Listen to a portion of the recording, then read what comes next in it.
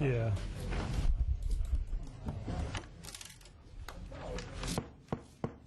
Good afternoon. Welcome to the Thursday, May 17th meeting of the Ascension Parish Council. We'll call this meeting to order. We'll ask if Councilman Martin McConnell will lead us in the invocation, followed by the pledge. Please stand. Our Father in heaven, once again, we thank you for the many blessings that you have bestowed upon us and that you continue to bestow upon us. We ask for the wisdom and the guidance that we need to do the work of your people, to do your work here on earth in Ascension Parish, to make lives better for everybody here. Father, we pray especially for our graduates. Our young people are going forth into the world. They're graduating from high school. They're making a new lives for themselves. Please, Father, look after them, guide them, protect them as they begin their lives and they build the future for themselves and for us as well. As always, we pray for our brothers and sisters in uniform, whether they be here at home or in faraway lands. If they're working to protect us, to keep us safe, Father, please keep them safe as well and bring them home safely and soon to their families. Amen. I pledge allegiance to the flag of the United States of America and to the republic for which it stands, one nation, under God, indivisible, with liberty and justice for all. We'll move now to the roll call. Mr. Oliver Joseph, Councilman Oliver Joseph, Councilman Adrian Thompson, and Councilman Dempsey Lambert are all absent with excuse. We'll move now to chair's additions. The chair does not have any additions in front of me. Seeing none, we'll move on to agenda item number 4, the public comment period. Anyone wishing to speak on any of the items that we will be discussing tonight is asked to step forward to the secretary and please sign a speaker's card. And we will allow you 3 minutes to do that. We'll move now to presentations. Ms. Suzanne, I see no presentations. Number 6, the Parish President's report. Parish President Roddy Hughes. Thank you, Mr. Chairman. Good evening, everyone. It's beautiful spring weather. Just when we thought summer was coming, we got another great weekend, so we have a lot to be thankful for. It's going to be very, very short. Just the last couple of days, we've had some things come up at the Capitol during the legislative session, particularly pertains to transportation system, the widening of Interstate 10 and 12 into Livingston and Ascension parishes, and we have some meetings that we'll be in, just 2 or 3 of them next Monday, with Mr. Kip Holden, the Mayor President of East Baton Rouge Parish and City of Baton Rouge, who's Chairman of the Transportation Policy Committee for our Metropolitan Planning Organization. And as Vice Chairman of that organization, with Mr. Holden, President Grimmer from Livingston Parish and President Berthelot from West Baton Rouge Parish, we have 2 or 3 real critical meetings next week, and we'll keep you posted on that. But we're making some progress and trying to work with our state legislative delegation as well as the executive branch of state government to find some significant dollars to improve some state and federal roads during this session of the legislature when they have a good bit of excess money. So anything that you can do and our citizens can do to contact members of the legislature, write to the governor's office to encourage them to look at our parish and other parishes is really growing. Number 1 in the state since the 2000 census, number 9 in the nation for the last census year, number 78 in the nation since the 2000 census. So we have some positive discussions taking place, and hopefully it will result into some positive action taking place to improve many of the main roads in our parish that need significant work. So that's my report, Mr. Chairman. Thank you very much. Thank you, Mr. Hughes. Any questions of Parish President Hughes? Okay, one item here I did forget, excuse me, the agenda item number 12A, introduction of the ordinance dealing with strategic planning, will be passed tonight. Also, agenda item number 14 has been asked that we pass on that particular agenda item also. That has been resolved. Any other information that I do not have, please let me know. Okay. Oh, I'm sorry, you're right. Number 10, also the Committee Chairman Oliver Jones asked to pass on that. He is out of state at the present time, so we'll pass on number 10. Yes. He asked me to give him his support. He actually called me from North Carolina today to tell me to pass on it, if you don't mind. Unless you, okay, all right. Okay, we'll move on now to agenda item number 8, the Utilities Committee. Chairman Jared Barriger. Chairman, I'm sorry. I am sorry. Number 7, the consent agenda, which we don't have. We don't have the minutes from last, they were not completed, so we don't have a consent agenda. We don't have anything on it. Okay. We'll move past number 7 to number 8, the Utilities Committee. Chairman Jared Barriger. Thank you, Mr. Chairman. 8A, authorization of DPW to replace pump at Country Ridge at a cost of $8,000. Second. Moved by Councilman Scheck-Snyder, second by Councilman Todd Lambert. Discussion. Any opposition? So moved. 8B, Country Ridge funding to proceed with existing funds and for administration to redirect funds from another project to fund remainder of Country Ridge. So moved, Mr. Chairman. Moved by Councilman Todd Lambert, second by Councilman Scheck-Snyder. Discussion. Councilman Hillensback. Yes, thank you, Mr. Chairman. And I apologize, I didn't make the utilities meeting. I guess you guys discussed it. Do you have any idea where we're asking the parish president where to maybe come up with this additional funding? It's Mr. Powers, do you have an answer for that? No, sir. We're just asking administration to find the money. Okay, because I know we talked about doing the project in phases, maybe phasing some of it this year and phasing some of it in the next year. Mr. President, you want to comment on this? Well, we discussed this several times in staff meetings now. I understand we will not be able to finish this entire project this fiscal year or calendar year anyway. Now, with the money that we received from the state grant and then the first phase of about $275,000, I think we'll be okay there, depending on what we end up doing with the jail expansion project and some other things that you have in the budget amendment later tonight. So I mean, we just don't have $500-something sitting around, especially if we're talking about $8 and $9, $10, $11 million jail expansion. So, but the first phase of this, I don't think we'll have a problem with. But we're going to have a serious discussion in the near future with the Finance Committee or Executive Committee. It's one thing to instruct the administration to go find money. But we just we can take it from road construction funds that's not dedicated. And we don't have a sewer fund as such sitting there with a lot of money in it. So you're going to get the first meeting in June. You'll get the comprehensive wastewater plan by the Corps, and so that's going to be a lot of funding possibilities there as well. And so I think we've got to really sit and look at all of this. Because you're starting to add up to a good bit of money here on wanting to redirect monies to certain things. So we'll work with you any way we can to try to accommodate your request. But anything else, Ms. Hill? Yeah, thanks, Mr. Chairman.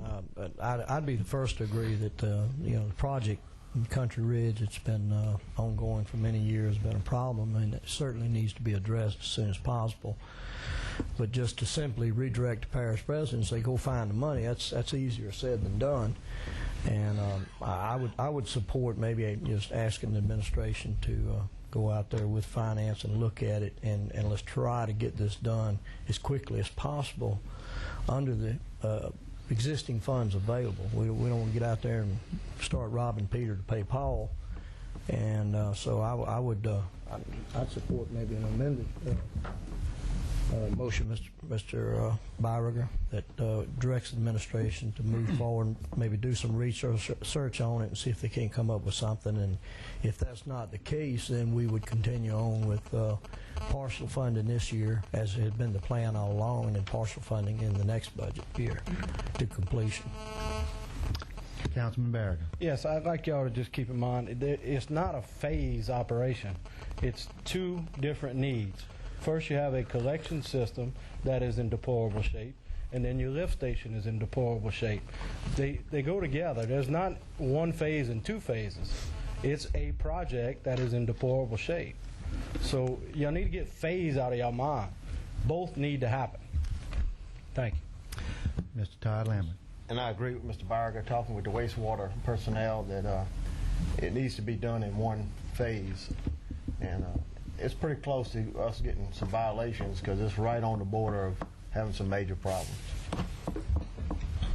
Mr. Hillensback. Yeah, thank you. And just one final comment. I wasn't at the meeting, but I viewed some of this on TV, and I think Mr. Savoy pointed it out that he saw it as an opportunity to go ahead and try to complete the project, and you know, it does make sense. But then again, it's where is the money going to come from? That's my question. So. Councilman Shanks-Snyder. Yes, thank you. We had this discussion at the meeting where we were, and during that discussion, we brought up some history of the project, and the project was funded years ago in full. At that time, we had a project within the parish that was entailed sewer that was immediately ready to go when this one was not, and the money was redirected to that project. And now we have some ongoing projects that are not ready to be, that we have budgeted, that's in the budget, that are not ready to be acted upon at this time and will not be ready by the end of the year. And so all we said was take one of those, and we have, I think we were told, $270,000 that we could get our hands on immediately, and take the remainder out of some thing that we have going on, some budget item that we have going on that we will not completely utilize by the end of the year. We have not been given anything in particular. We've asked at the meeting before that for some recommendations. None were given, and so now we have just directed administration to do that and find the money from some source that's not going to be utilized before the end of the year. So we give them options to come up with something. But this is something that needs to be done right away. Correct. Okay, any other discussion? Any other discussion? Any opposition to the motion? I object. Mr. Hillenbeck objects. Motion passes. In reference to this, I do remember us asking finance, and I do agree with you, Mr. Shanks-Snyder. There were some projects that we could look, and I would suggest that the parish president, maybe you look at some of those, review at that, and just bring it back to this council, and we'll just decide where it comes from. Okay? All right. Let's move on now to, excuse me, Mr. Barriga, are you finished with your report? Thank you. Move now to the Personnel Committee, Chairman Jerry Savoy. Yeah, thank you, Mr. Chairman. The Personnel Committee met, and we discussed the supervisor's raise. There was, whenever we changed the supervisor's raise here several months ago, there was a few individuals that we missed out. The HR department brought it to our attention and asked us to address it. We did address it at the Personnel Committee, and we did offer to pay the 3 positions that was left out several months ago, the $1.50 an hour above their highest paid worker. That came out of committee unanimously. So moved, Mr. Chairman. Moved by Councilman Todd Lambert. Second. Second by Mr. Martin McConnell. Any discussion? Any opposition to the motion? So moved. Next thing, Mr. Chairman, there was discussion on changing the title of the health unit manager to health unit director. So moved. Moved by Councilman Barriga, second by Councilman Martin McConnell. Any discussion? Any opposition? So moved. Next thing, there was a request came from the Mental Health Board that we change the Mental Health Department to change the name change for the Mental Health Department to Ascension Parish Mental Health and Addictive Disorders Clinic. So moved. Second. Moved by Councilman Barriga, second by Councilwoman Fontenot. Discussion. Yes. Ms. Fontenot. I just wanted to make it, clear that the reason that they wanted to do this was so that all the paperwork, all the letterhead, all of the different things would have the same title on it. There was some discrepancies there, so that was very clear, and that's why we did this, or that's why they asked us to do this. Any more discussion? Any opposition to the motion? So moved. Is that it, Chairman Savoy? Yes, sir. That's all I have. Thank you very much. Number 10 will pass. Agenda item number 11, Transportation Committee, Chairwoman Cheryl Fontenot. Ms. Fontenot? Thank you, Mr. Valentine. Mr. Turner acknowledged that all of the roads turned into the councilman and others were in the process of being prioritized, and that he would report that information back to us so that we could get one or two projects together. We look forward to working with him to move transportation to another level. Mr. Turner will now come up and address the items that are itemized under transportation. Thank you, Mr. Chairman, members of council. I'm Bob Turner, Director of Public Works. Several items were discussed by the Transportation Committee and passed on May the 8th for consideration by the council. One item, the first item, separation of the West Worthy Bridge from the road project and move it forward. We've had to close West Worthy Road due to the fact that the bridge on that road has collapsed. So we've got that closed, and there's a significant detour. And I've asked the Transportation Committee, and I make a recommendation to you that I pull the bridge part out of the project and proceed to get the road back open as quickly as possible. Related to that, we're still continuing to work on the project itself. We're in the process of identifying and still acquiring some right-of-way, but it'll be some time before the road construction itself would come under contract. But I'd like to move forward with the bridge as quickly as I can. Motion. So moved by Ms. Fontenot, second by Councilman Sheikh Snyder. Any discussion, any questions of Mr. Turner? Hearing no discussion, any opposition? What would the timetable be for the bridge? For the bridge itself, I am working with GSA, the consulting engineer. I would expect that we're going to have a design, and hopefully we can do a precast design and may be able to install it in-house. If that's the case, within the next 60 days, I would hope to have it open. Thanks.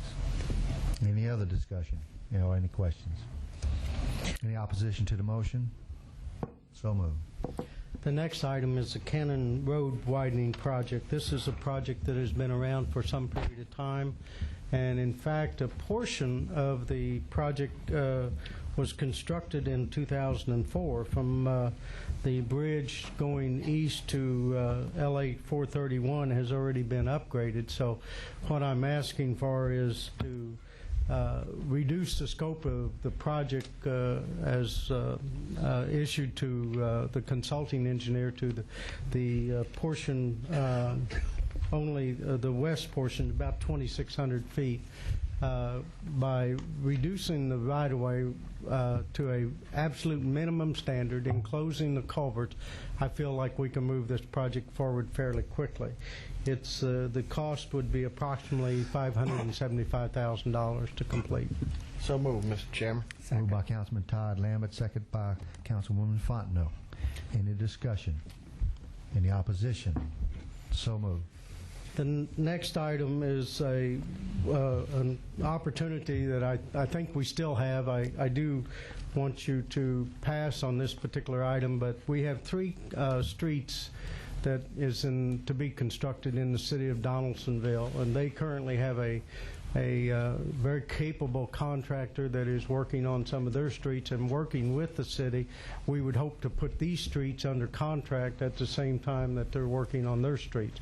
However, I've not been able to complete discussions with the legal staff as to exactly what type of agreement that we need to do to move that forward. I don't know if council wants to address that issue, but I've not been able to talk to Mr. Babin on the issue. Okay. I think we just need to get together and work out if you can pass on this one.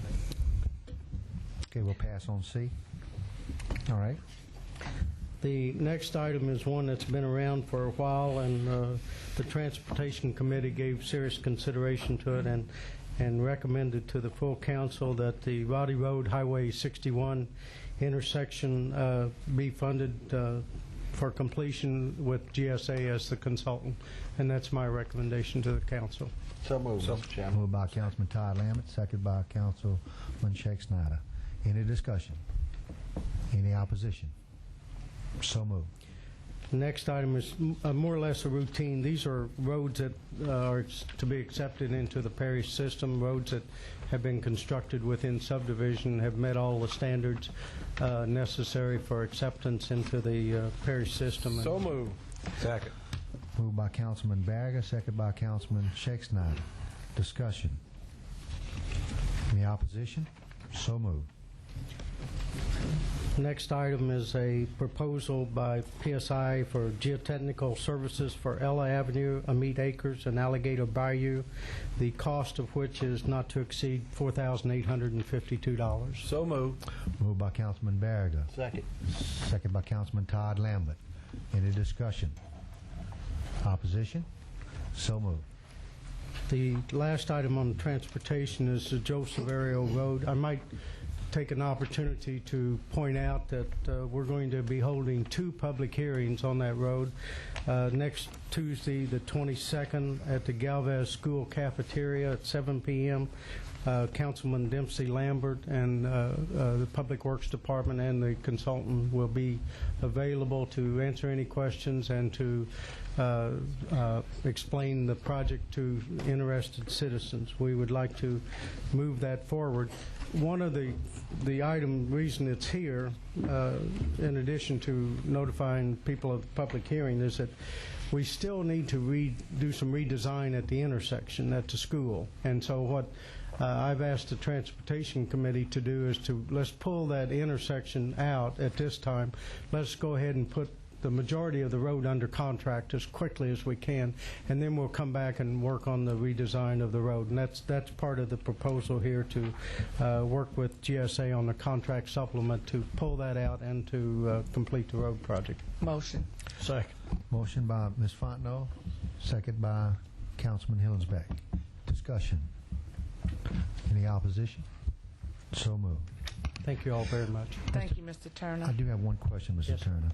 On the agenda item where we accepted the roads into the parish system, Mr. Buqua, is it, do we not read, every time we've done this before, we've read the roads, do we need to read the roads for the minutes, or do we make sure that this is entered into the minutes?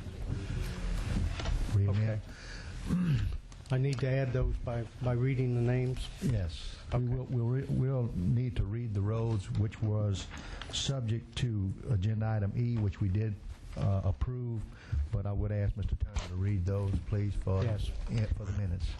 There are roads contained in the Lakes of Oak Grove, 3rd and 4th filings, Judy Drive, Murphy Webb, Kathleen Avenue, Timothy Avenue, Juliet Babin Drive,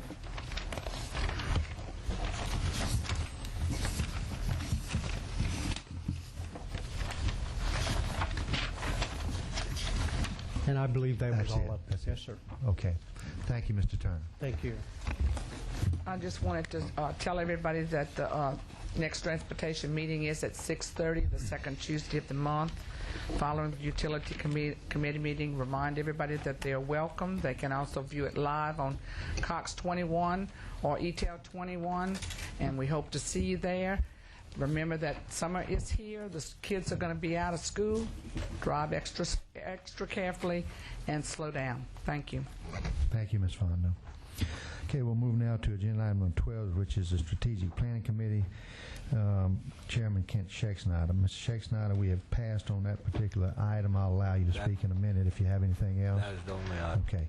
I did have a speaker on that particular item, and we'll allow, since it is on the agenda, and that's Ms. Catherine Goppel, and that is on the drainage ordinance. Ms. Goppel, you have 3 minutes. Thank you, Chairman Valentine, council members. This ordinance was introduced last year. The public hearing was held on September 21st, 2006 in this room. Mr. Jeff Diaz, your attorney, read the ordinance. The public hearing was extended, and the document was reviewed in December '06 and sent to strategic planning to clean up the copy your attorney, Mr. Babin, had drafted. What happened to that document? The one which recently surfaced after 4 months at strategic planning was not Mr. Babin's draft. Have you been hoodwinked? The Planning and Zoning Director, who has yet to be ratified, presented the ordinance in your hands to the Strategic Planning Committee. According to the Charter, he cannot act in an official capacity to fulfill the responsibilities of this position until approved by this council. Yet, he is drafting legislation for this council to consider. This brings legal liability and has grave concerns. Could it be a coincidence that the two major changes to the document you requested and presented to you by Mr. Babin in his draft have been tampered with, deleted, or altered in the document which came from Planning and Zoning? This is serious. I remind citizens that Mr. Michael Sanji, the professional engineer hired by President Hughes, has continued to work with this ordinance in its final form before you. He was the president in 2005 of the Baton Rouge Growth Coalition, a large organized group of developers whose interests are being represented here. After reviewing the final draft, I can say not those of the property owners. The present final draft you are being asked to move forward will produce job security for professional engineers, more permitting, red tape, and increased costs for citizens, but not necessarily improved drainage. Who produced the ordinance before you tonight? Has Mr. Babin reviewed the document? The council gave clear direction. The wishes of the council have been ignored. The copy you have been asked to consider tonight has been tampered with and does not include the changes you asked your legal counsel to include. Is your blood pressure rising? It should be. We do need a drainage ordinance, but not this one. Find the legal copy prepared by your attorney, and please bring it to the council. Thank you. Thank you, Ms. Goff. Okay, we'll move now to agenda item number 13, Finance Committee. Chairman Jared Barriger. Chairman Barriger. Thank you, Mr. Chairman. 13A, malpractice insurance renewal for mental health and health unit. So moved, Mr. Chairman. Second. Moved by Councilman Todd Lambert, second by Councilman Savoy. Any discussion? Any opposition? So moved. 13B, introduction of an ordinance, 2007 budget amendment, number 1. Offer that as a motion. Motion introduced. Moved by Councilman Barriger to introduce, second by Councilman Todd Lambert. Any discussion? Any opposition? The ordinance is introduced. 13C, contract renewals. 1, agreement between Department of Health and hospitals and Parish of Ascension. So moved, Mr. Chairman. Moved by Councilman Todd Lambert, second by Councilwoman Fontenot. Any discussion on the contract? Any opposition? So moved. I will remind the public that all these were discussed at the finance meeting. It has been reviewed by all councilmen. C2, contract for drug and alcohol testing. So moved, Mr. Chairman. Moved by Councilman Todd Lambert, second by Ms. Fontenot. Any discussion? Any opposition? So moved. 13C3, agreement with East Baton Rouge Mosquito Abatement, Rodent Control District, and Ascension Parish Mosquito Control for aerial spraying. Offer that as a motion, Mr. Chairman. So moved. Moved by Councilman Barriger, second by Councilman Savoy. Discussion. Any opposition? So moved. 13D1, First Call Network Incorporated, emergency telephone communications agreement pending legal approval. So moved, Mr. Chairman. Moved by Councilman Todd Lambert, second by Ms. Fontenot. There is a discussion on this particular one. I'm going to ask legal to step to the mic to explain this particular agenda item that you have in your packet. Correct. Thank you, Mr. Chairman. Gentlemen and ladies, we were given this last Thursday night, the finance meeting I got with Mr. DeLatte, who is a representative from First Call Network. We worked out the details Friday and Monday, and Tuesday we had the final draft, which I submitted yesterday, and so therefore that's why it's not in your packet. What I'm going to do is draw your attention to the changes between the two documents. They're very simple and they're very much in our favor as far as making things more clear. If you look at paragraph 8, nothing was changed until paragraph 8. If you look at paragraph 8, we added some language there. It was not clear in the contract, in my opinion, as to exactly what the expenses were of the parish. If you looked on page 3 in paragraph 12, it showed the 12-month period cost, which is what we discussed at the finance meeting. But if you look at paragraph 8, it also had some additional charges, but yet it was not clear that they were additional charges only in the event that you exceed the 10,000 minutes allotted. And so we cleared that up. We put some language in there, and that's why paragraph 8 reads as it does now rather than the way it is in your original thing. If you also look in paragraph 15, if you look in the one that you were given in your packet, it had that if we had any disputes in this particular contract that we were going to litigate it in Baton Rouge. I don't think so. We're going to litigate it here if we have to have a dispute. And so that's just a little change there, nothing extreme at all. And then number 16 had that if we were in default that they would get legal fees, and I changed that around to basically say whoever the defaulting party is in the case of a dispute, that defaulting party would be responsible for legal fees and cost of court, etc. So just made it more equal between the parties and cleared up the issue concerning the extra charges in paragraph 8 only coming into play after the 10,000 allotted minutes were used. Any questions from anyone? I'm glad to answer. Any questions of our attorney, Mr. Buqua? We have a motion and a second on the floor. Any other discussion? Any opposition? So moved. Thank you, Mr. Buqua. 13D2, contract for professional service between Robert Rose Consulting, Mental Health Board, and Parish of Ascension. So moved, Mr. Chairman. Moved by Councilman Todd Lambert, second by Councilwoman Fontenot. Discussion. Any opposition? So moved. 13E, propose additional positions in Office of Emergency Preparedness. So moved, Mr. Chairman. Moved by Councilman Todd Lambert, second by Councilman McConnell. Discussion. Any opposition? So moved. 13F, resolution approving the issuance, sale, and delivery of not exceeding $7 million of revenue bonds, Series 2007 of Ascension Consolidated Utilities District Number 1, State of Louisiana. So moved. Moved by Councilman McConnell, second by Councilman Kent Shake Snyder. Any discussion? Any opposition? So moved. 13G, recommendation of funding for new DPW West building on parish-owned property off of LA Highway 1. I believe that should read that it was recommended to be budgeted in 2008. Right. Correct. That's correct. So moved, Mr. Chairman. Moved by Councilman Hillensbeck, second by Councilman Todd Lambert, with the addition of budget 208. Any other discussion? Any opposition? So moved. Mr. Chairman, that concludes my report.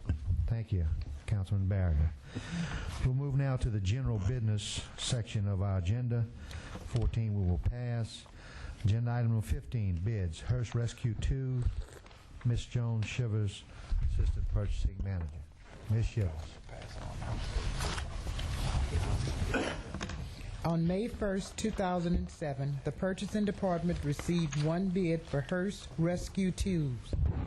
The bids was received from River Country Rescue. The Purchasing Department recommends accepting this qualifying bid. So moved. Moved by Councilman Barriger. Second. Second by Councilman Todd Lambert. Discussion. Any opposition? So moved. Thank you, Ms. Shivers.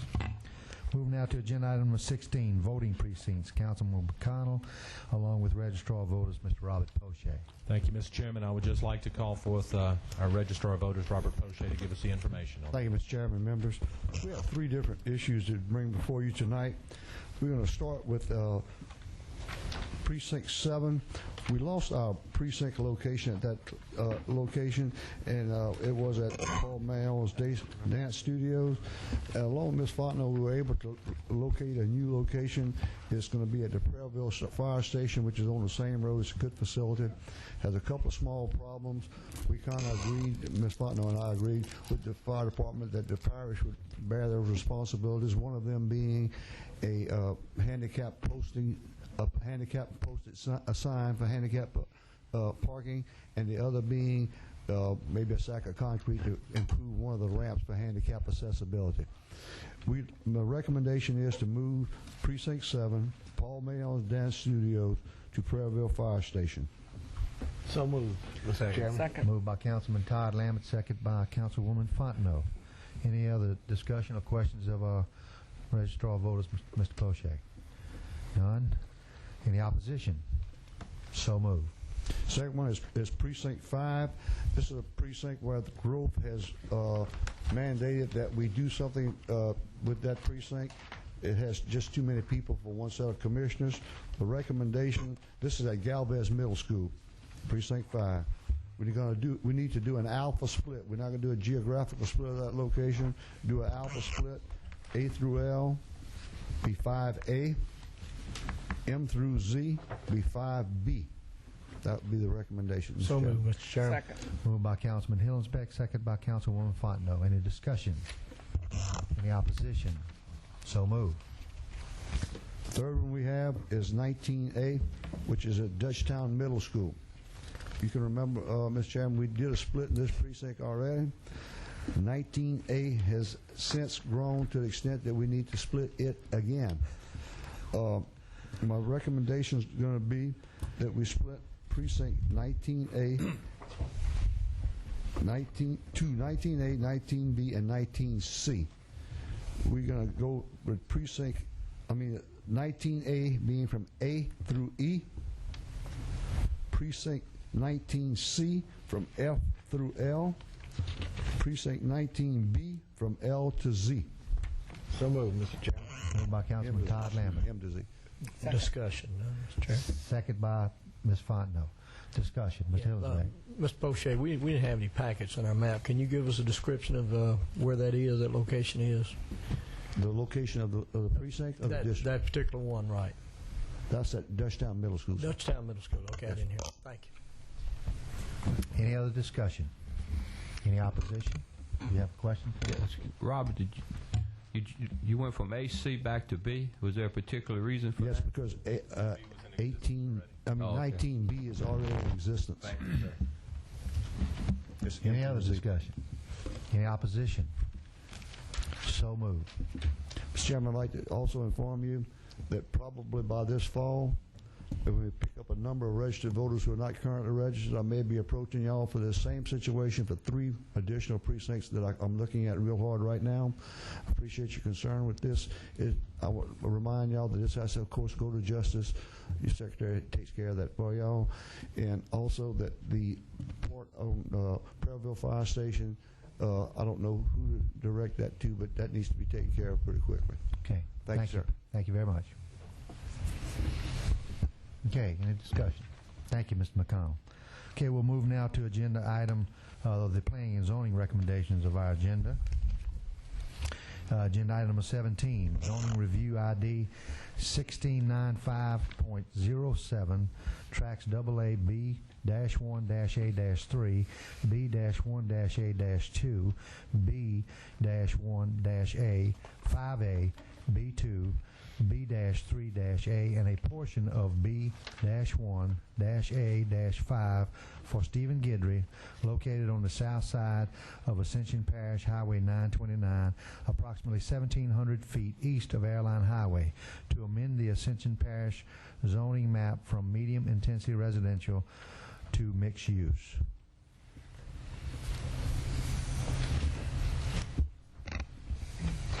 It is to accept or deny the plan recommendation. That we follow the recommendation of the planning commission. I'll second that. Mr. Savoy has moved to accept planning and zoning commission to deny. There, Mr. Chairman. I have a motion. Do I have a second? I'll second. Second by Councilman Todd Lambert. Discussion. Hearing no discussion. Any opposition? No opposition?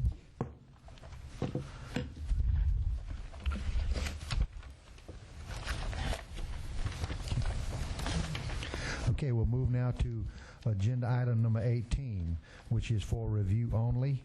River Crossing Plan Unit Development located on the east side of LA 22, approximately 4,100 feet north of LA Highway 942, River Road, Section 57 and 12, T-10-S, R-2-E. And this is for review only. I do have some speakers for this review only agenda item. First will be Ms. Catherine Gopp.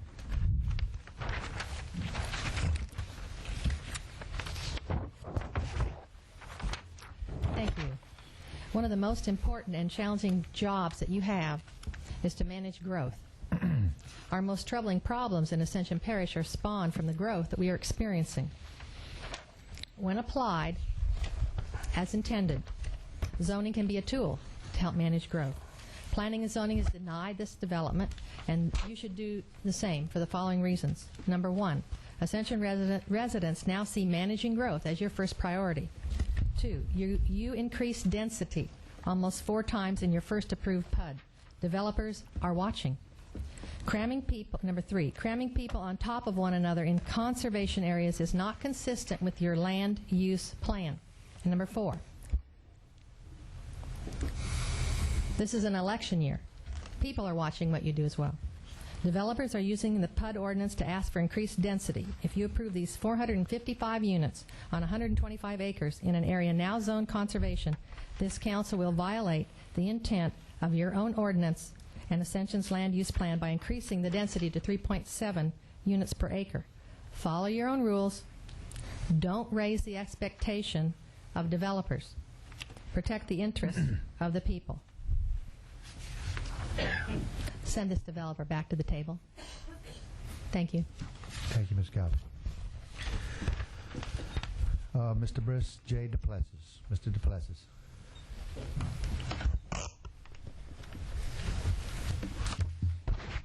I come to you tonight to ask you to uphold your Planning and Zoning Committee's decision to deny consideration of the proposed conceptual plan for river crossing planned unit development. Dara is not ready for such a high-density development. Arguments presented at the Planning and Zoning meeting range from cultural differences to major infrastructure and drainage issues. As presented in the meeting, your Ascension Parish Development Code affords that you as a parish government will preserve the rural character of the parish. In the original zoning meetings, the parish government as well as the residents agreed that conservation zoning was the best for this particular area. Please uphold your original decision and keep it zoned conservation. I hope that I can thank you in advance for the support of your constituents and not the developers who have no idea what it takes to preserve the rural character of the parish. Thank you, Mr. DePlessis. Ms. Patty Boudreau.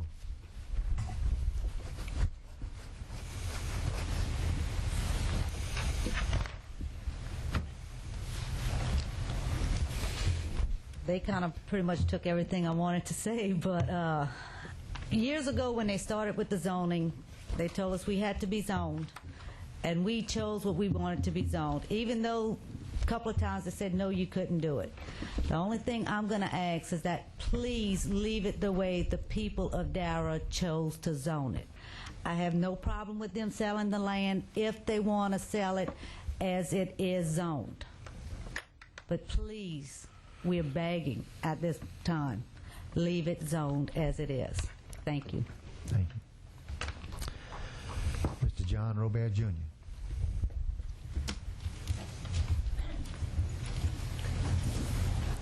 Okay, I'm opposed to the proposed change in zoning and the PUD in general for the following reasons. Parish infrastructure is one of my major concerns.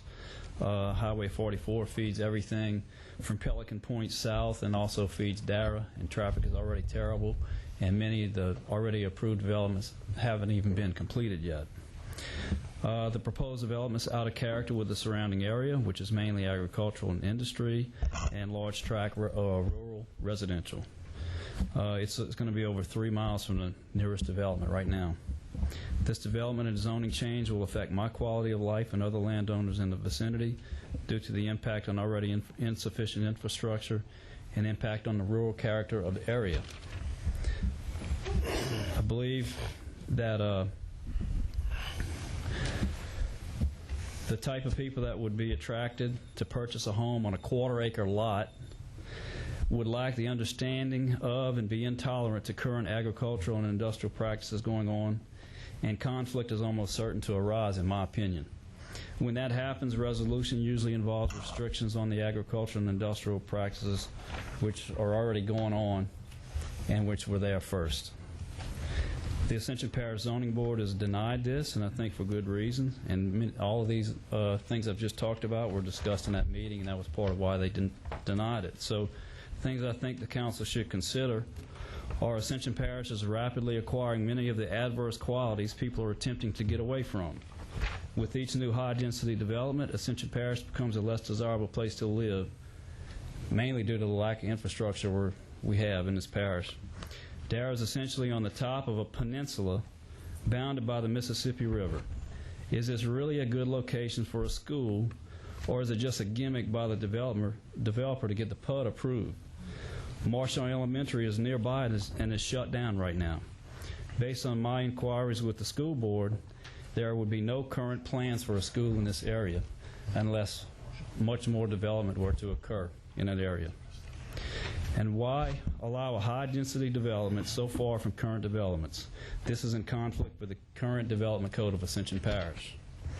Development of the property within current zoning restrictions would be much less disruptive if the area and have less impact on existing infrastructure. And then the last thing is, why have zoning if we allow variances like this with no driving need I can see other than profit motive for a developer and willing sellers? Yes, the parish is growing and there's need for new home construction, but a drive through virtually any area of the parish will quickly show that the huge amount of home construction already going on should satisfy demand for years to come. Many existing older developments have not even been built out yet. Thank you for your time. Thank you, Mr. Roban. Okay, that was for review only. We'll move on now to agenda item 19, the Orange Grove Development Revised Conceptual Plan. Plan Unit Development PUD located on the north side of LA Highway 22, approximately 4,000 feet west of LA Highway 70, Section 9T-10-S-R-3-E, and that is for review only. Ms. Fontenot. Mr. Valentine, I have prepared a presentation tonight. I think I told you about it earlier. And it is really to just give you information to this council, since this has not been through a committee. And it's to give information so that they would have this information while they review this, so that they would be prepared. And so if you will, Trent. And before you start, Ms. Fontenot did approach me before the meeting. I was not aware, but I will like to ask, and I've talked to Ms. Fontenot about this. Anytime anybody would like to present a PowerPoint presentation here, Ian and Ms. Suzanne, please note, Chairman will require that they make a copy available for all councilmen and the parish president before that PowerPoint presentation is presented. If we have developers that come with PowerPoint presentations, copies must be done before so that the councilman can have it in their hand and we can follow along and we'll know before time, okay? Okay, Ms. Fontenot. Thank you. Managing growth without a moratorium. Council addressed growth. In 2004, the council reduced density in medium-intensity residential zones by removing 0 lot lines from the zoning code and allowing 3 houses per acre instead of 8. Then we were introduced to PUDs, MUDs, and SPUDs. The first planned unit development. Prior to approving the PUD ordinance, the council and public attended many town meetings. During those meetings, we were given examples of what to expect from this type of development. In December 2006, the council approved the conceptual plan for the first planned unit development, Orange Grove. So let me give you an illustration. Let's say that you have a piece of property in a conservation district and it's 100 acres. And the owner of the property decides that he or she would like to do a development. And right now you can do 1 house per acre. Well, to do that and to develop it properly, they're going to fill in 10 acres of wetlands. They're going to go get a 404 permit, and they're going to do that. They're going to knock down every tree on the piece of property. There's some really wonderful wooded areas on 15 acres. But for them to get their 100 lots, they have to make an economic decision to just do the wrong thing and scrape the property. With a PUD, and let me also put one more characteristic here, and everybody around that piece of property is opposed to it. All right? So you have homeowner opposition, or resident opposition, and you have a developer who really wants to do what the zoning, what regular zoning would do, but it's going to result in some impact in terms of doing the right thing. Under a PUD, that developer could come to the Planning Commission and ultimately to the council. It has to be approved by the council, and to say, look, I'm prepared to protect all this area. I'm going to take this 25 acres and I'm going to leave it alone. And instead of my building 100 houses throughout the 100 acres, I'm going to build 100 houses on 75 acres.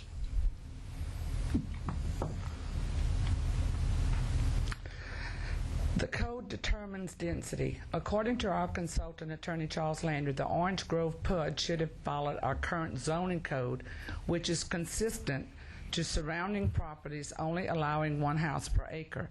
His example shows that in order to preserve property or to use property for other benefits, the developer should be allowed the maximum number of homes that the code allows. So let's talk density.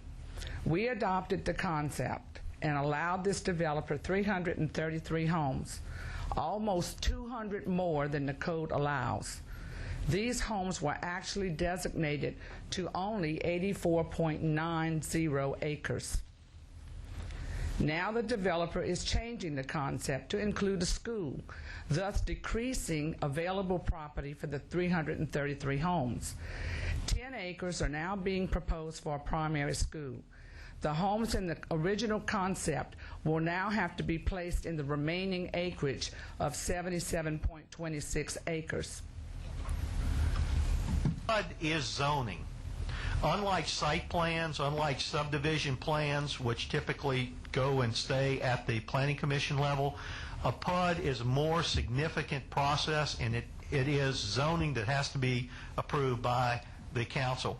And in earlier meetings, there were some people saying, Charles, all that's going to happen is you're going to increase density. No. You're going to have the same density. You could, if you elected to increase the density, you could do it. But typically, that's not what happens. You just move it around on the property to maintain the same number of lots, just better defined.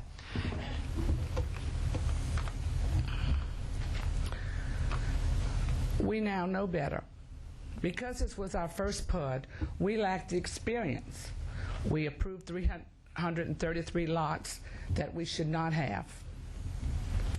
Nevertheless, in fairness to this developer, we should not penalize him for our mistake. The developer is not losing his lots by giving land for a school. He is merely placing those lots on a smaller parcel, and we should allow him to do so. We should not, however, give him additional lots. This is the PUD that we approved with 333 units on 84.9 of the acres, because most of this is lakes and green space, compromises the other part of the property. The land use summary. Only 134 lots should have been approved. That's 1 house per acre.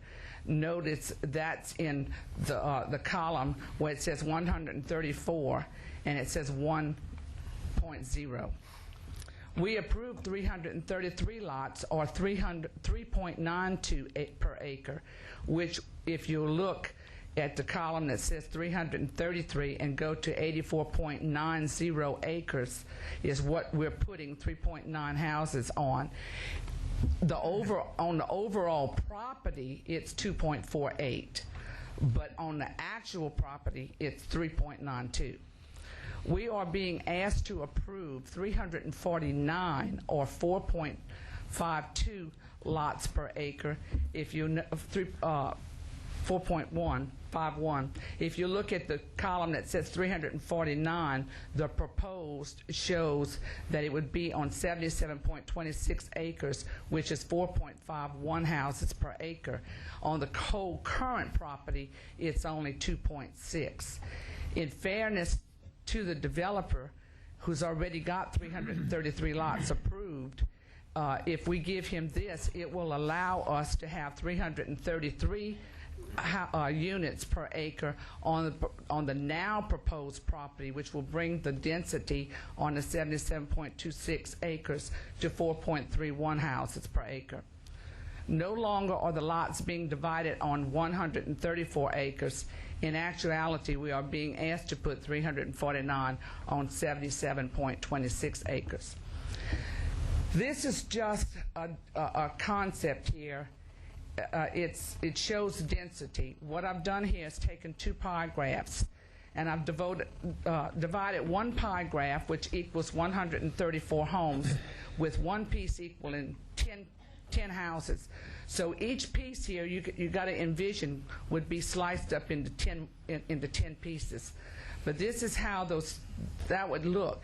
So envision 349 houses with this same concept. This is the different pieces that are divided, and those pieces would be divided even further. So you need to think about how we're cramming in houses together. The proposed changes. Orange Grove has 333 lots approved. The developer is now proposing 10 acres to be cut out for a school. This places the lots that would have been built on the 10 acres in the remaining 77 acres. He is also proposing an additional 16 lots, and that's what I have a problem with, and that's why I'm bringing this presentation tonight, so that everybody could be clear about the numbers. This is the already approved property that is redesigned according to what he's going to bring us now. The yellow box is where the school is going to go. All the houses that were going to go in that yellow box is now going to be spread out into the density that's already there in order for him to get his 333 houses. Yet he's asking for 16 more. This is just another graph that shows you the property as a whole and what they're divided into. As you can see, the blue is less than, it's just slightly over a little bit of half, but all the density of 349 homes is proposed to be placed on that parcel of property. We need to prepare for the future. Should this school not be built, and just because someone says they're going to build a school doesn't mean they will. I believe they plan to, but things happen. We do not want this land to be rezoned by future council members and allow even more lots.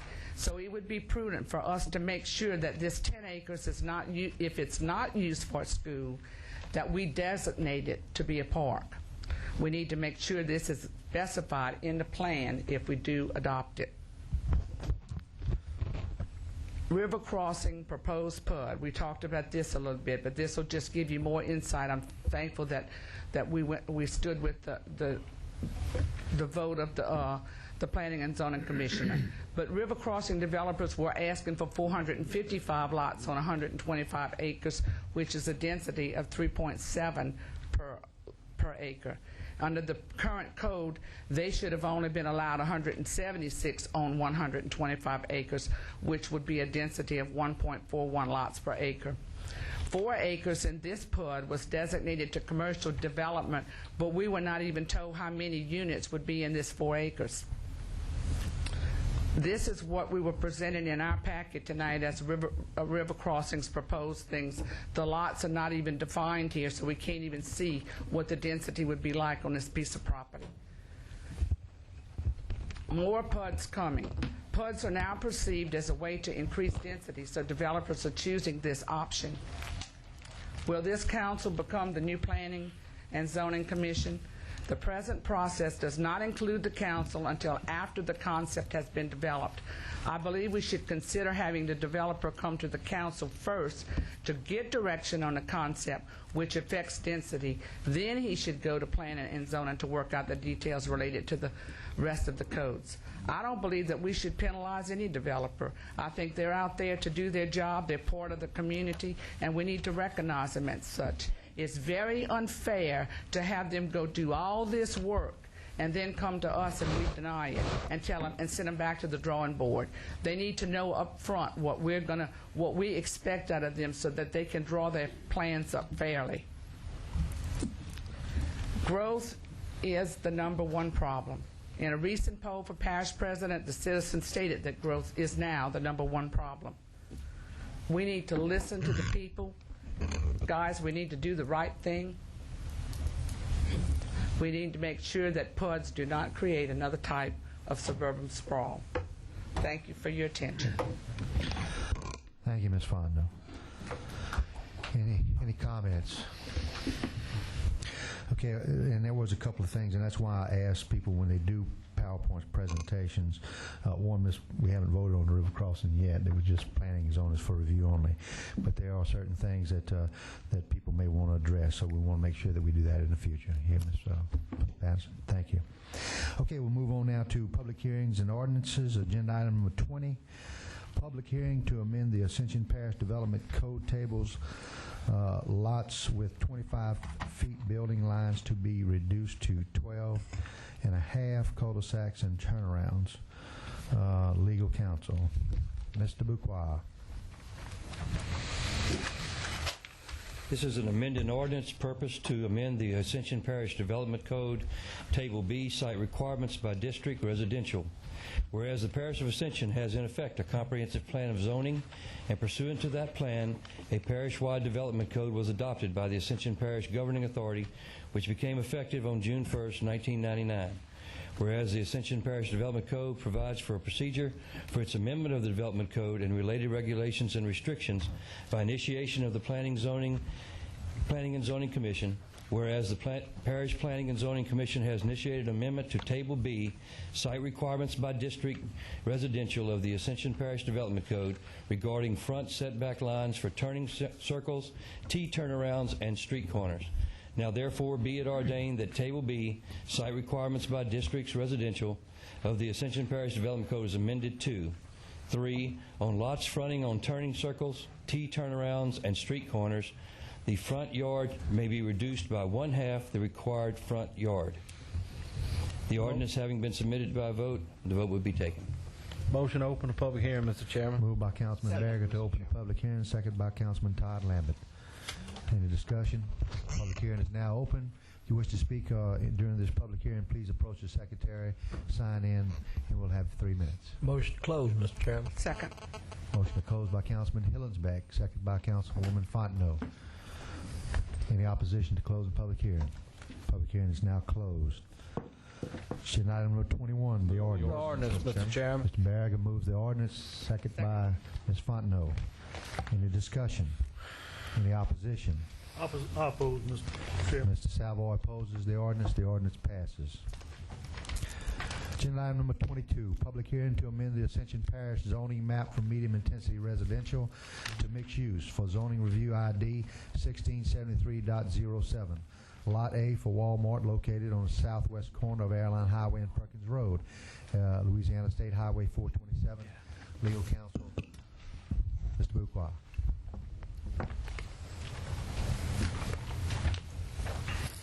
This is an ordinance purpose to amend the Ascension Parish zoning map by rezoning a certain parcel of land from medium-intensity residential to mixed use. Whereas the Parish of Ascension has in effect a comprehensive plan of zoning, and pursuant to that plan, a parish-wide development code was adopted by the Ascension Parish Governing Authority, which became effective on June 1st, 1999. Whereas the Ascension Parish Development Code provides for a procedure for its amendment to allow the rezoning of property to a different classification. Whereas the herein below described property is located as such that rezoning the property is in conformity with adjacent land uses, in conformity with the general land use plan of the parish, not injurious to the adjacent properties, and fully meets the qualifications for rezoning set forth under Louisiana law. Be it ordained that the following described property be rezoned from medium-intensity residential to mixed use. That certain piece of property located on the southwest corner of Airline Highway and Perkins Road, Louisiana Highway 427, to amend the Ascension Parish zoning map from medium-intensity residential to mixed use, and being more particularly described as a certain tract of land designated as Lot A, containing 21.751 acres, or 947,474 square feet, situated situated in Section 15, Township 8 South, Range 2 East, Ascension Parish, more particularly shown on a map of survey dated December the 11th, 2006 by Acadian Land Surveyor, LLC, Michael Blanchard, Professional Land Surveyor. The proper description is in the ordinance. I won't read the entire thing. Be it further ordained that the land use map of the Ascension Parish be amended to reflect these rezonings and that the Office of Planning and Zoning be authorized to make such changes. Motion to open the public hearing, Mr. Chair. Second. Moved by Councilwoman Barriger to open the public hearing, second by Councilwoman Fontenot. Anybody opposing that? We'll open the public hearing. Anyone who is wishing to speak on this public hearing, please step forth and sign it with our secretary. Motion to close, Mr. Chairman. Move to close by Councilman Todd Lambert, second by Councilwoman Fontenot to close. Public hearing is now closed. Any objection to that? We'll move the ordinance now. So moved. Second. Moved by Councilman Barriger, second by Councilman Todd Lambert. Any discussion? Any opposition? The ordinance is moved. Agenda item number 24, public hearing to amend the smoking ordinance adopted by Ascension Parish Police Jury on August 19, 1993. Legal counsel, Attorney Larry Bouquois. This is an ordinance purpose to amend the smoking ordinance adopted by the Ascension Parish Police Jury on August 19, 1993, whereas the Ascension Parish Police Jury adopted a smoking ordinance on August 19, 1993, pertaining to buildings owned or operated by the governing authority of Ascension Parish. Whereas the Ascension Parish Council wishes to amend the smoking ordinance to conform with the Louisiana Smoke-Free Air Act No. 815, adopted during the 2006 legislative session. Whereas the Ascension Parish wishes to delete Section 2-31C and D from the ordinance. Be it ordained that the Ascension Parish Council, as the governing body in and for the Parish of Ascension, does hereby authorize the amendment to the smoking ordinance. Motion to open the public hearing, Mr. Chair. Moved by Councilman Barriger, second by Councilman Savoy. Any discussion? Public hearing is now open. Anyone wishing to speak on this public hearing, please address the secretary and sign in. You'll have your 3 minutes. Motion to close, Mr. Chair. Mr. Savoy moves to close the public hearing, second by Ms. Fontenot. Any discussion? Any opposition to closing? It is now closed. Agenda item number 25, the ordinance. Ms. Fontenot moves the ordinance. Second by Mr. Savoy. Any discussion? The ordinance is now moved. Agenda item number 26, public hearing to consider an ordinance promulgating rules and regulations for the uniform installation of fire hydrants in the Parish of Ascension and for the proper maintenance of such devices. Legal counsel, Mr. Larry Bouquois. Might state that Mr. Bouquois is pinch hitting tonight for Mr. Babin, who I think has a child graduating tonight from Dutchtown, if I'm not mistaken. That is correct. Thank you. Ordinance purpose to promulgate rules and regulations for the uniform installation of fire hydrants in the Parish of Ascension and for the proper maintenance of such devices. Be it ordained that the following rules and regulations are hereby adopted for the uniform installation of fire hydrants in the Parish of Ascension and for the proper maintenance of such devices. Fire hydrants regulations. It shall be unlawful to install, repair, or test fire hydrants, appurtenances, or water lines or other private on either private or public property except in strict conformity with the regulations of this article, the Fire Prevention Code of the Parish of Ascension, and other local ordinances, rules, and regulations of the Water Authority serving that area, federal or state law as amended. All fire hydrants, appurtenances, and water lines shall be maintained in accordance to this article, rules and regulations of the Water Authority serving that area as amended. Fire protection and prevention, general provisions. Installation. All fire hydrants, public and private, shall be constructed and installed in accordance with specification provided by the local fire chief or his authorized representative. Prior to a development permit or building permit being issued, the local fire chief shall examine the place and certify that the hydrants are installed in conformity with these regulations. The property owners of all newly construction apartment complexes, townhouses, condominiums, multifamily dwellings, shopping centers, and other commercials or industrial buildings or portions thereof exceeding 2,000 square feet in building area shall install and maintain at the owner's expense an adequate number of fire hydrants, the location and number of which shall be determined by the local fire chief or his authorized representative. When deemed necessary by the local fire chief or his authorized representative, all fire hydrants shall be protected if subject to mechanical or physical damage. The method of protection shall be approved by the local fire chief or his authorized representative. The means of protection shall be arranged in a manner which will not interfere with connection to or operation of the fire hydrant. Fire hydrants along all roadways shall have 2 4.5 inch NST pumper connections facing the street side. Fire hydrants located in parking lots or others alike shall have 2 4.5 inch NST pumper connections as determined by the local fire chief or his authorized representative. Wherever the fire official determines that a hydrant is not readily visible to arriving fire companies because of curbside parking, features of terrain, construction, plantings, or other obstructions, the pavement shall be marked in accordance to indicate the location. The marking shall consist of the traffic lane nearest the hydrant. On paved roads, the blue reflector shall be affixed to the center of the travel lane nearest the hydrant. Access for apparatus to all fire hydrants shall be approved material capable of providing emergency vehicle access and support at all times. The access shall be a minimum of 20 feet wide. All access shall be maintained in a passable condition at all times.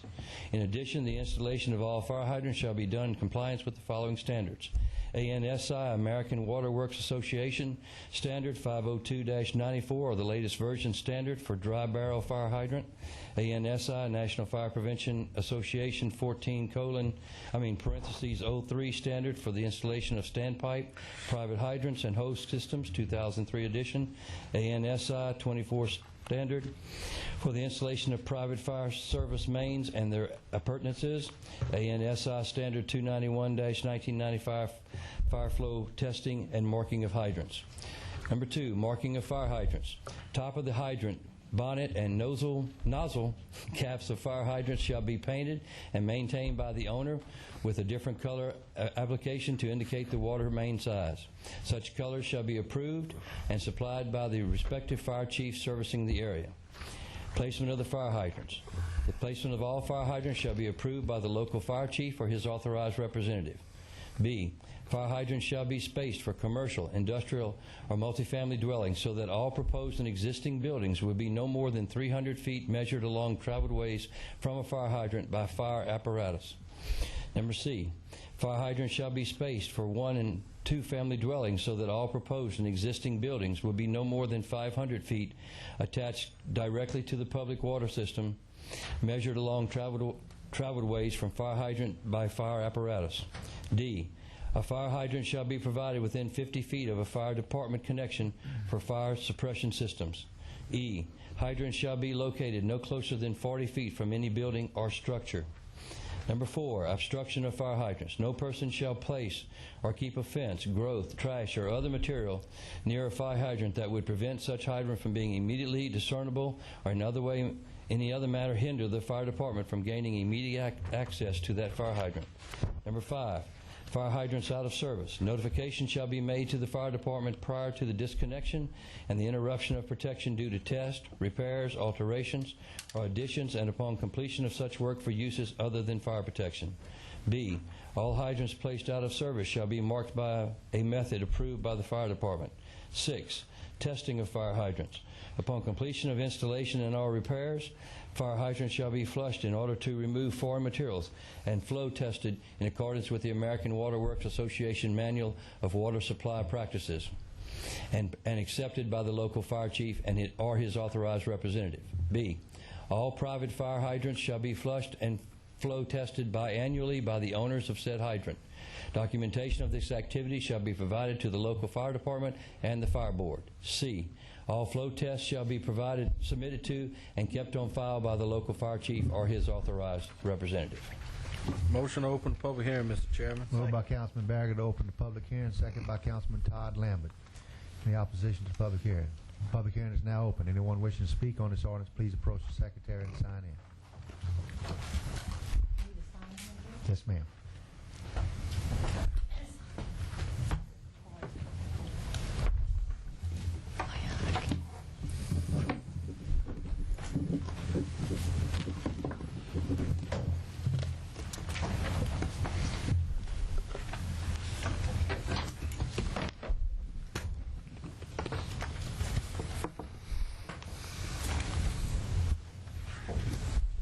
Ms. Goppel, you can come first.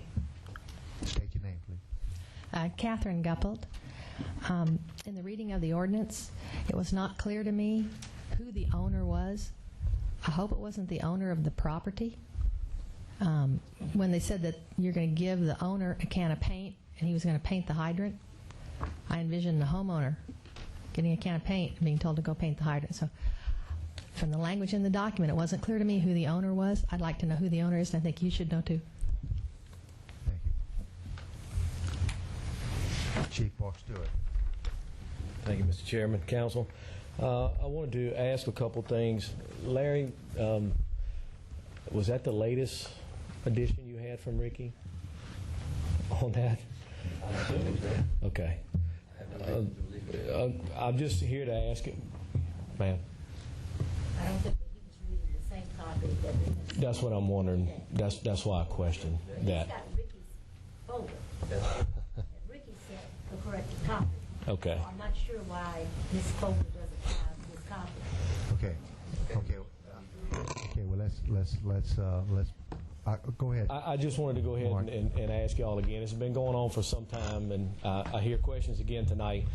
One of the main clarifications we made after the last council meeting, when it was left open, was to go back and address the building officials' concerns. This ordinance does not deal with single or 1 and 2 family dwellings. There's already an ordinance, subdivision ordinance, that deals with that.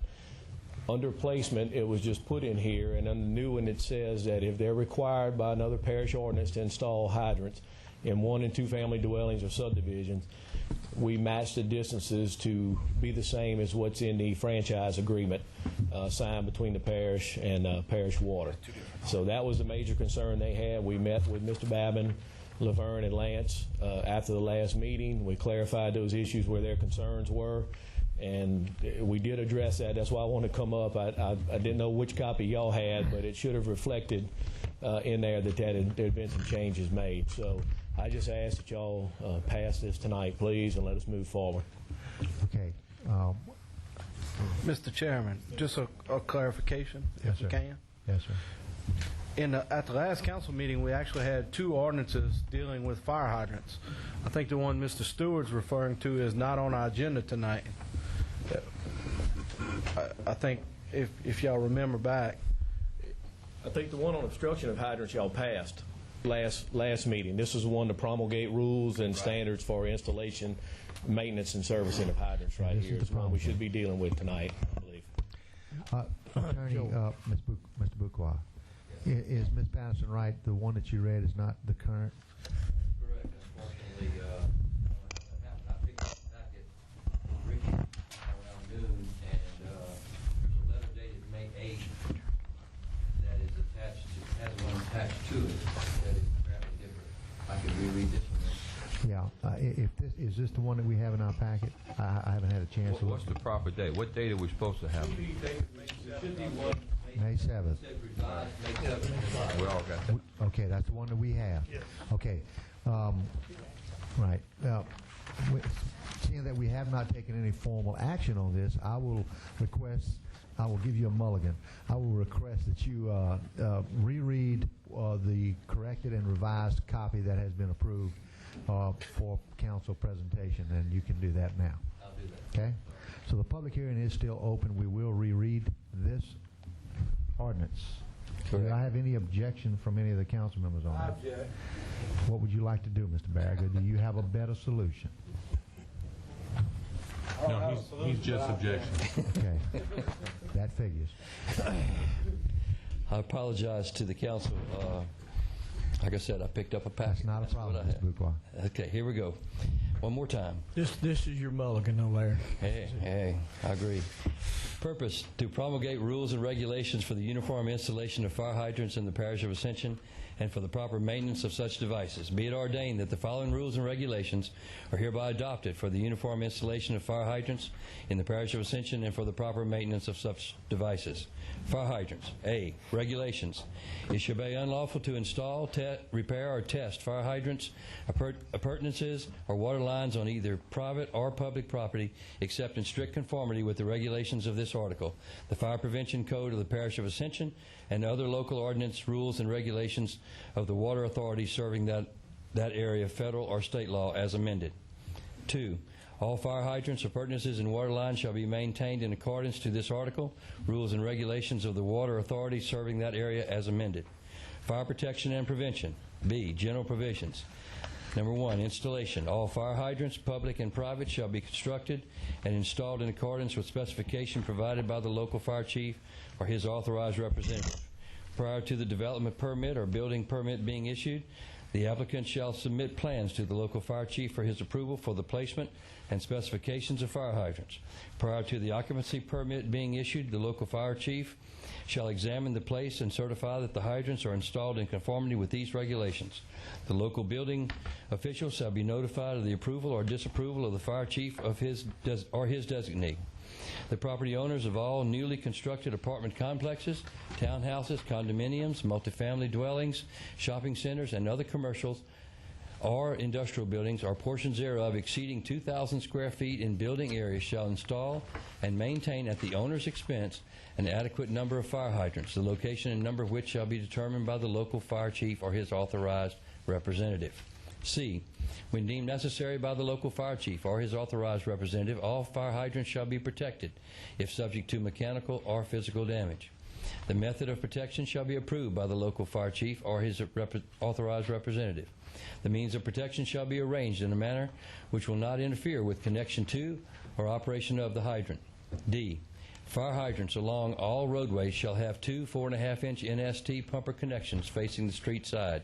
Fire hydrants located in parking lots or others alike shall have two 4.5-inch NST pumper connections as determined by the local fire chief or his authorized representative.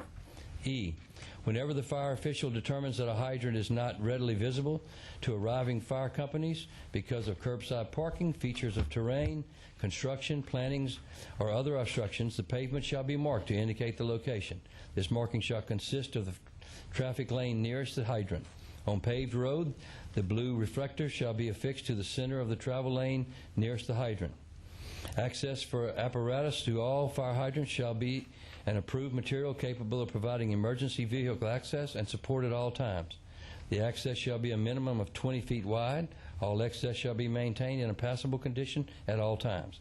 In addition, the installation of all fire hydrants shall be done in compliance with the following standards: ANSI, American Water Works Association Standard 502-94, or the latest version, Standard for Dry Barrel Fire Hydrant.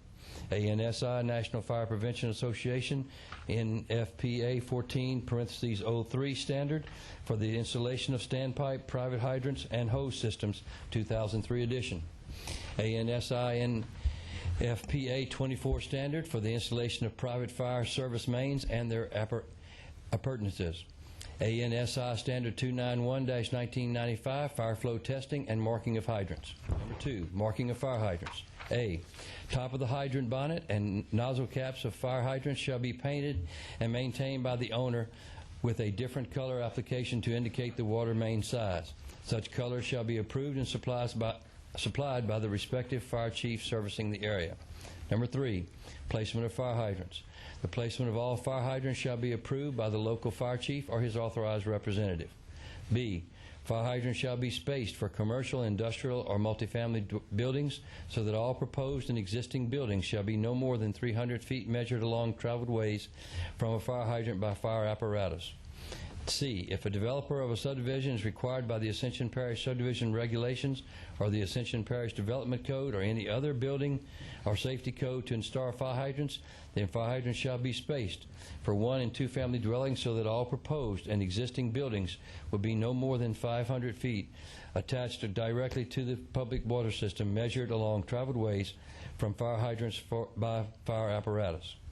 D, a fire hydrant shall be provided within 50 feet of the fire department connection for fire suppression systems. E, hydrants shall be located no closer than 40 feet from any building or structure. Number 4, obstruction of fire hydrants. No person shall place or keep a fence, growth, trash, or other material near a fire hydrant that would prevent such hydrant from being immediately discernible or any other matter hinder the fire department from gaining immediate access to the fire hydrant. Number 5, fire hydrants out of service. Notification shall be made to the fire department prior to the disconnection or the interruption of protection due to test, repairs, alterations, or additions, and upon completion of such work for uses other than fire protection. B, all hydrants placed out of service shall be marked by a method approved by the fire department. Number 6, testing of fire hydrants. A, Upon completion of installation and all repairs, fire hydrants shall be flushed in order to remove foreign materials and flow tested in accordance with the American Water Works Association Manual of the Water Supply Practices and accepted by the local fire chief or his authorized representative. B, all private fire hydrants shall be flushed and flow tested biannually by the owners of said hydrant. Documentation of this activity shall be provided to the local fire department and the fire board. C, all flow test results shall be submitted to and kept on file by the local fire chief or his authorized representative. Thank you, Mr. Bouquois. Anyone wishing to speak on this public hearing, please step forth, sign in with our secretary, and you can speak on this agenda item, ordinance. Mr. Chairman. Yes, Mr. Funk. Ms. Hillsback. I do have a question. Of course, I could ask it under discussion. If, yes, you can. Wait, won't you wait? Motion to close. Moved by Mr. Berger to close the public hearing, second by Ms. Fontenot. We'll now move the ordinance. Do I have a motion to move the ordinance? So moved. Moved by Councilman Todd Lammett, second by Ms. Fontenot. Discussion. Mr. Hillsback. Yeah, thank you, Mr. Chairman. I just have one question of Chief Stewart. You know, for several months now, we've had several fire hydrants installed under the franchise agreement. Does this in any way affect those previously installed fire hydrants? Do you know of any cases because of the ordinance we're about to pass that some of those are going to be relocated or moved? And are you aware of that, Mark? I would have to say, if I understand what you're asking, no, sir, because the franchise agreement deals strictly with residential areas. Although a couple of them, depending on where, you know, there's a mix use of commercial and residential, as maybe we get a hydrant under the franchise, it's maybe helping some commercial that's already existing in the area. But again, this here is strictly for commercial and industrial, not residential. And the franchise deals only with older residential that was not up to code having the fire hydrants. Right, okay. Thank you very much. Thank you. All right, any other discussion on the ordinance? One question, Mr. Chair. Yes. Make sure Larry and Mark, our industrial plants provide their own fire protection services. Now, we're using the word industrial here, and I apologize, I hadn't caught this in months. Are we in any way saying that we are going to be responsible for fire protection in our industrial districts by using this word industrial, Larry? Which paragraph is that? That's page 2, under general provisions B, 1B. We discussed that in the meetings. I believe there's an agreement between the parish and the industrial facilities that they provide their own fire protection. They are responsible for their own fire water systems and all of that. So this doesn't cover any of those sites that are exempt under the other parish. I would think that when we're talking about industrial buildings, there could be industrial buildings outside of those plants. And I think it would include those. It would be. Okay. Just want to make sure we're not putting industrial. Like a Pierce Foundry, I could see that industrial, even though I guess it's commercial as well. That's why it's in there to cover those. Yeah. Thank you. Thank you, Mr. Chairman. All right. I have a motion and a second. Any other discussion? Mr. McConnell. I just wanted to add to that discussion, the current plants that we have are in what's called a designated industrial zone, and that's what that means, that they're responsible for their own fire protection, their own water, their sewer, everything in the parish is not responsible for that. So just to clarify that, we are not responsible for those in an industrial zone, which is where the plants are today. Councilman Dixon. Yes, thank you. I just had something, and I'm sorry I just caught it. It has on Part E, on number 3, on placements of fire hydrants.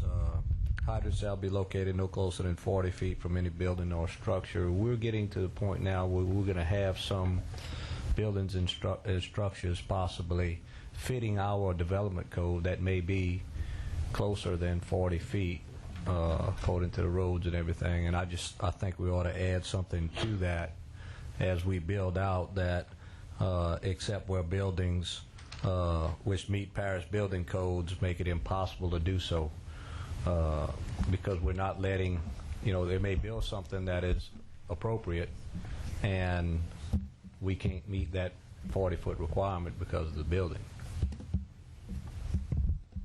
Or we should put something in here that if buildings meet our building code and they don't meet one of these restrictions, they're allowed to do that. and we need to get with the fire chiefs to make sure that they can place them. We have no exceptions to. Okay, well, I would guess my suggestion would be, would that not fall under a variance situation, and they would not go to the variance or adjustment board to get a variance for that fire hydrant? I don't know. I didn't see any provisions. I understand provision in this. I understand. I'm just throwing it out as a I think a suggestion. lot of that, when it says in there, the discretion of the chief, we will work with these people, but these numbers come directly from the fire prevention code that the parish already has adopted. So, right. I mean, this is supposed to be being followed right now. It's in the code that the parish has adopted for the building for fire prevention. So we just echoed it, trying to get an ordinance with a little more. So instead of enforcing a building code ordinance, we can enforce a specific ordinance dealing with this. I have no problems with it, provided that they meet all other regulations. 40 feet isn't very far. And I guess the chief is right. Through most of the ordinance, it does the discretion of the chief. So I think that would be the ruling body on that. And the other thing, it does also encompass if there's no water service in the area. As I had said before, I don't have the answers to everything, but in talking with Lance and Laverne, some of their concern, and they spoke of, even in some of the areas that have been of concern, of maybe Santa Ma, some of the areas where it's not quite as developed yet, but on the main corridors where most of commercial development in those areas is occurring now or has already exist, they do have water there. It's not I understand. Spread out. But there are areas in this parish that we do not have water service, 8-inch lines or whatever, and if you open up a cabinet shop down Gold Place Road and use 2,500 square feet, are you expecting the owner to put a line from Highway 431 down 3 miles down Gold Place and put a fire hydrant there? We have no provision. I see no provisions to exempt them from that. I think that's an undue burden on. It's came up several times, and that's why we wrote this like it was. And I brought that up at our meeting that for y'all had, to, and I was looking for some. That y'all may make some changes in some of this, but I mean that's, the problem is if you wait, the water isn't going to get there until they have customers there. If you wait till the customers are there, then it's too late to make them put fire hydrants in when the water gets there. Water's not going to get there until there's answers. Residential customers. And right now, there's an ordinance for subdivisions in these same areas that require them to install hydrants. So I'm not sure what they're doing there, but it wouldn't be any different, I don't believe, unless they're not installing the hydrants they're supposed to install in subdivisions. Excuse me. Then that would be the same. This is the same issue. I'm not sure what they're doing in that case, Councilman. I'm not sure. Well, I mean, because, we have some areas, even with us, still that don't have lines. Still are in. And some of them have been awful big bullet, paying to have these hydrants installed. But again, that is the fire prevention code of the parish, and we're just working off of that with this ordinance right here. So I don't really have a good answer for you on that. I know that works in all developed areas where we have a water system. All I'm bringing up is that, and we just need to be careful of this, is that I just feel like we're putting an undue burden on someone that locates a legitimate business, commercial venture, in a legitimate area that has a need that is not provided with any type of water service. And we, according to this, we're expecting them to put at least an 8-inch line with sufficient water to open up a convenience store that will be convenient for the people there in the areas that hadn't followed it. I would like to see us make some provisions that would set a limit as to what I'm for what we're trying to do, and I'm for them having to do that, but there is a limit at some point in time where we're putting an undue burden on private citizens. Mr. Chairman, I call for question on the motion. Hold on one second. Mr. Hillsbeck has called for question on the motion. We'll vote on the question on the motion. All in favor of stopping discussion, say aye.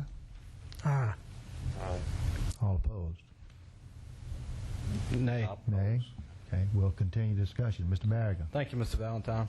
As Mr. Shakespeare said, we did have this discussion in strategic planning, and that is a major concern of mine.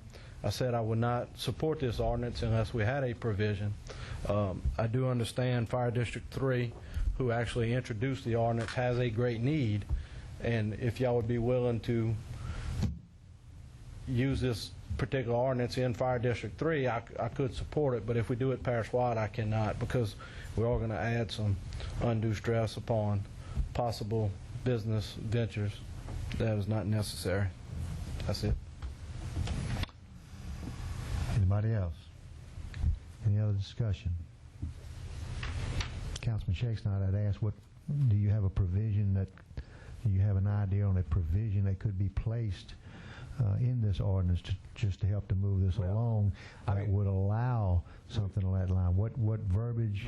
We had asked that or had requested that they come back with some type of limits to the distance that was required for someone. And I'll give you another example. If somebody in Lemonville wants to put up something, they have to come all the way from the city of Donaldsonville.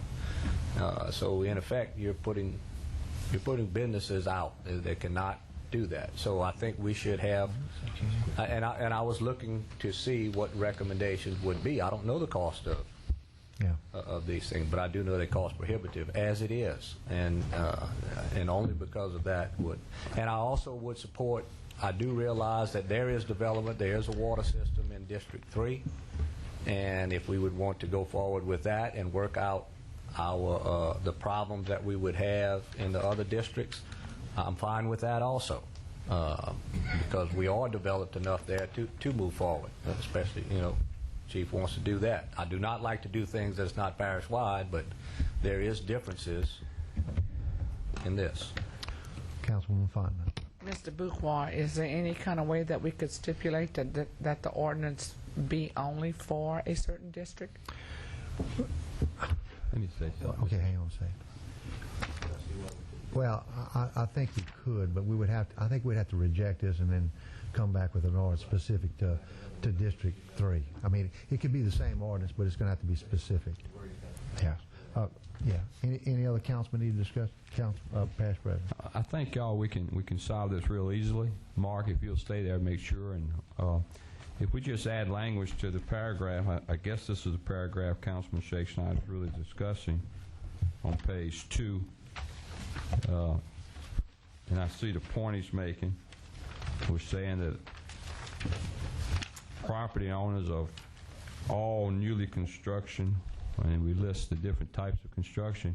If we would just add 3 or 4 words Larry, at the end, just saying where public water is readily available, I think that solves the problem. Just amend this. You can amend it tonight and pass it tonight.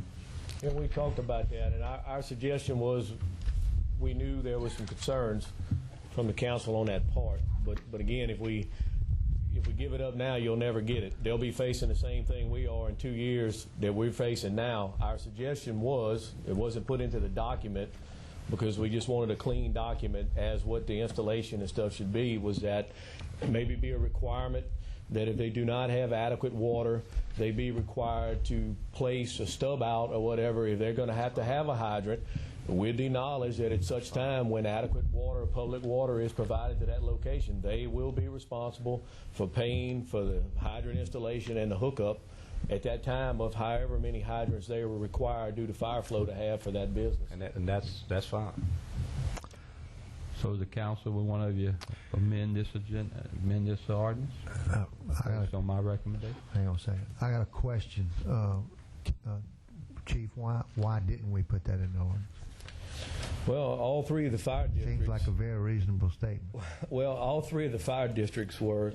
I mean, we want them to have to do it. Irregardless of where you're located at, because, that's what the fire prevention code says. If it's not available, they have to provide it. But we are trying to work. We understand nobody wants to put an undue burden on anybody, but sometimes there's going to be a burden because of a growing parish. Even in our area, again, where there is water, some of these people are incurring substantial costs because of where water mains are located and their business is, but they're having to install them. And all 3 fire districts agreed to this verbiage, and again, Fire District 2 isn't effective because they've got a water district over there that's fixing to install fire hydrants all outside the areas of the city. So it's not going to be a problem for them. It's just over here, really. And you know, we wanted to keep it tight so if anything is changed, it doesn't get, for lack of a better expression, watered down too much where it won't do any good for the areas that are currently starting that development phase and really starting to see the growth. Okay. All right. There's actually 2 options here. Now, past president has suggested we just add the words where public water. It's not requiring anybody to put a stub out anything. Chief has said, or excuse me, Councilman Shakespeare has said, and the chief has kind of talked about the fact that should be stub outs placed, and that when water is available, then they're to maintain those fire hydrants. So there's 2 actual solutions to this situation that we could add an amendment to this ordinance. I'd like to make that amendment to add it to the ordinance that where water service is not available, they only require to put stub outs in order to tie in when water is available. Second. And understanding that if we say they have to have 2 fire hydrants, then that's what they follows the rules. You can just put a sign or something there saying future fire hydrant or something, but at such time, you know, later on when they feel like their business is built and they've been in business for a number of years, well, I shouldn't have to do that now. So it's clear that they have to do it when water when water is supplied, then they would have to supply. We had the same thing that happened in subdivisions, and for a while they didn't require them to put the stub outs.